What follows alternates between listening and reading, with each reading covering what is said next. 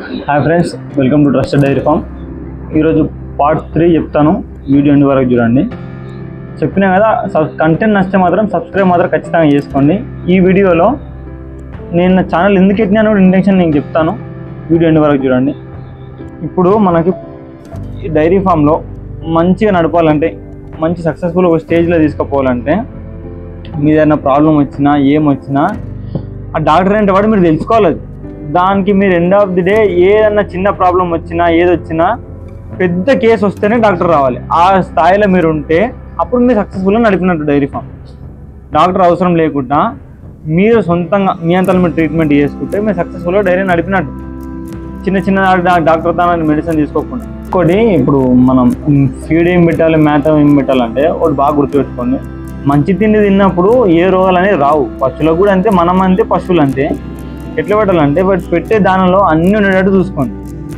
అన్నీ ఉండేటట్టు చూసుకుంటే చాలా బెటర్ ఉంటుంది. దానికి ఏ రోగాలు రావు, ఏది రాదు, అది ఆరోగ్యంగా మంచిగా పాలిస్తుంది, మంచిగా ఉంటుంది.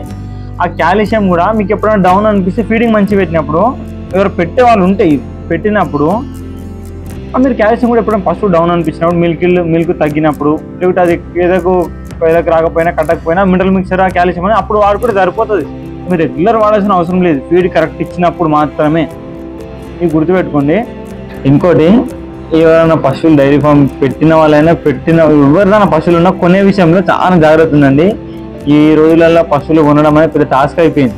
నన్ను అడిగితే మాత్రం ఆ 1,50,000, 1,60,000, 1,30,000 పెట్టి బర్రె కొని ఏం పాలు వింటారో ఏందని మీకు తెలిసి ఉండాలి. అది ఇంకోటి, కొనేటప్పుడు కొంతమంది ఉంటారు, ఏ బర్రె ఎట్లా ఉండాలి, రింగ్ ఉండాలి, సోపు ఉండాలి. ఎందుకు మీరు పాలు వినింగ్ తెస్తారా, దాని అన్న కోసం తెస్తారా బర్రెని? అది ఆలోచించుకున్నారు సార్ మైండ్లో.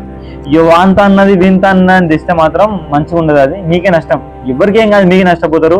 ఆ సూప్ సూనికి అన్నం ఉంది అనుకోండి, అది పాలు లేకపోతే ఏం చేసుకుంటాం? దాని అన్నం కోసం వాడు పైసలు పెట్టాడు కానీ అమ్ముతే.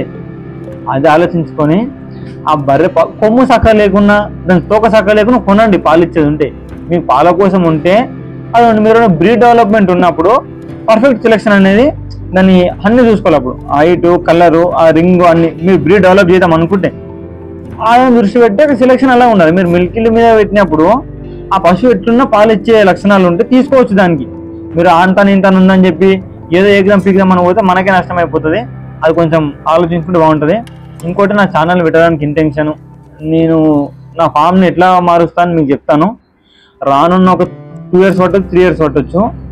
మన తెలుగు రాష్ట్రాల వాళ్ళకి ఏదన్నా ప్రాబ్లం ఉంటే నా ఫామ్కి వస్తే వాళ్ళకి సొల్యూషన్ లేకుండా బయటకు పోద్దని నా ఇంటెన్షన్. ఈరోజు నాకు చిన్ననే అనిపించచ్చు మీకు చూస్తున్న వాళ్ళకు కూడా. ఒక 3 years 4 years పట్టచ్చు. దానికి ఎటు తిరిగి ఎండ్ ఆఫ్ ది డే ఒక 3 years కానీ ఎప్పటికైనా ఏ ప్రాబ్లం అయినా, మిషనరీస్ కానీ ఎలాంటి ప్రాబ్లం కానీ నా ఫామ్కి వస్తే, ట్రస్టెడ్ డైరీ ఫామ్కి వస్తే ఆ ప్రాబ్లమ్ సొల్యూషన్ లేకుండా బయటకు పోవద్దన్నమాట నా ఇంటెన్షన్. అది ఇంకోటి, యూట్యూబ్ ఛానల్ పెట్టడానికి కారణం ఏంటంటే, నేనే కానీ నాలాంటి వాళ్ళు చాలామంది నష్టపోయిన వాళ్ళు చాలామంది ఉన్నారు. నాకు తెలిసిన ఇన్ఫర్మేషన్ మీకు చెప్దామని, మీతో షేర్ చేసుకుందామని ఛానల్ పెట్టడం జరిగింది. దీనికి మంచి మంచి ఇన్ఫర్మేషన్ మీ ముందుకు తీసుకొస్తాను.